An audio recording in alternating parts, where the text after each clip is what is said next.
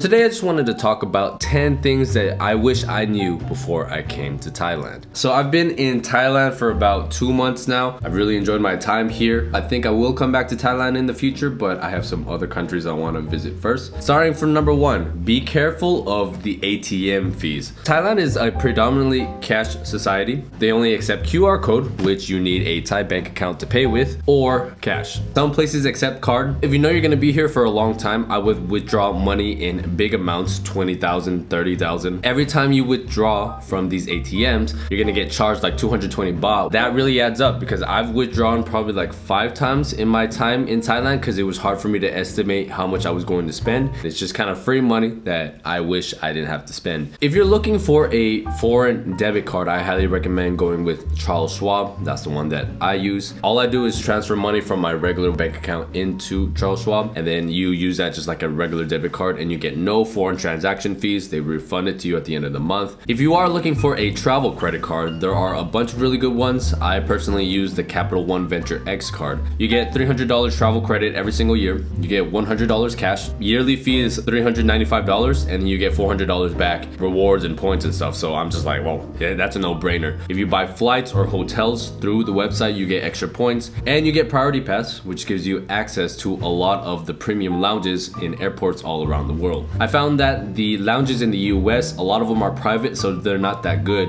But overseas, Europe, here in Asia, you get access to a bunch of lounges. What I always like to do, I won't even eat at the city I'm in. I just wait to go to the airport, eat at the lounge because the food is usually really good and it's included, so I don't have to pay for anything. So if you guys are looking to apply for a Charles Schwab card or a Capital One card, I'll put that in the description and the pinned comment down below. Number 2, so the main transport apps you're gonna find here are Grab and Bolt. I was using Grab for the longest time, but Bolt seems to be a better transportation app, whereas Grab is a better all-around app. I use Grab for transport and for ordering food. I know there's another food ordering app called Food Panda, but it's just easier to have it all in one app. However, I did notice that Bolt, especially in a big city like Bangkok, is generally cheaper than Grab. So number 3, Google Translate will save your life. I think this is just good travel advice for anywhere you go in the world. Google is amazing because you can put any language that you want. You can download a language so you can use it offline. And they have this really cool feature where you can take pictures of whatever language that you're in and it'll translate it to your home language. That has definitely saved me in a bunch of sticky situations, so I highly recommend that you do that as well. Now that we're speaking on languages, it's really helpful just to learn thank you and hello in any language that you're in. Obviously, I'm not going to take the time to learn Thai because I have a lot of countries that I'm traveling to. I know that the locals appreciate it a lot. Number 4, I recommend you guys buying a SIM card at the mall, not at the airport. Once you first arrive, you're going to see a bunch of booths with AIS and I believe True 5G showing you guys like all these SIM cards that you can buy.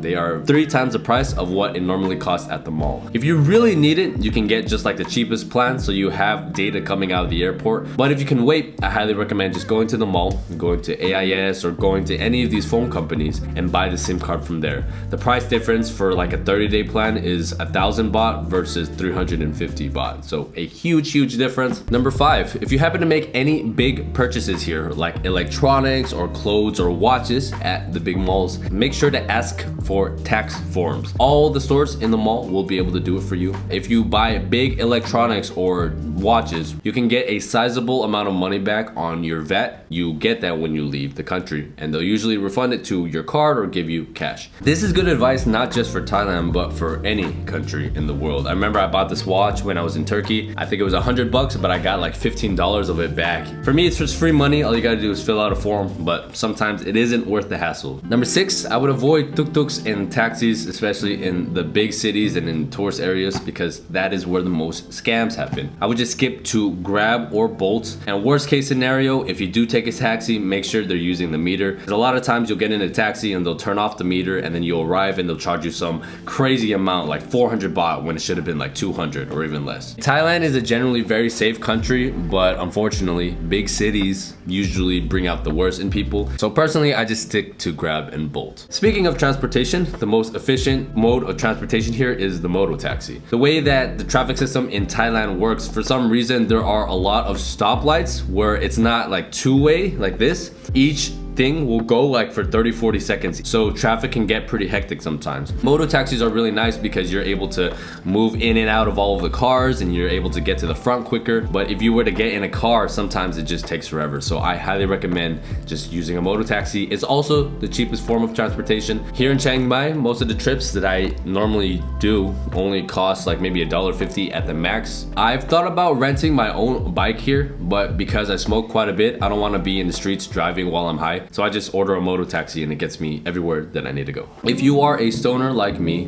don't be afraid to shop around. I would be careful of buying weed from the tourist spots because that's where you're gonna get the most expensive prices. If you just walk around, especially in the more local areas where you see like no hotels around, you're gonna get much better deals. When I was in Pattaya, they even had a cannabis convention going on and they sold a bunch of flower at a much cheaper price. If you're not a huge smoker, you know, you can just go to any bar or whatever and you'll get a pretty good price. It's around $10 to $15 a gram. But I do know some spots where you can get it for much less, like $3-4 a gram. Just hit me up on Instagram or shoot me a message on WhatsApp and I'll give you some recommendations. If you're planning on staying long term, the easiest way to book anything is just book a place on Airbnb for a little bit first and then try to negotiate directly with the owner. That way you can get a much cheaper price outside of Airbnb. Because rent is so cheap here in Thailand, you can easily get a 1-year lease. I've heard that it is very easy to get a long-term rental here. You may just have to pay everything in advance. But because, you know, the prices are like $300-400 a month, you're gonna be paying like $5,000 for the year, which is kind of what 2 months of rent costs in the US. There are also a lot of motels and hotels and places that do monthly rentals as well, which are pretty affordable. It's a different experience to an Airbnb. I'm in like a motel kind of thing right now, which I'm actually enjoying because it's in a good location, but it really depends on what you like. But I would experiment with different accommodations. For me personally, I like picking places that are in the middle of a local neighborhood because you have local foods, you have local stores,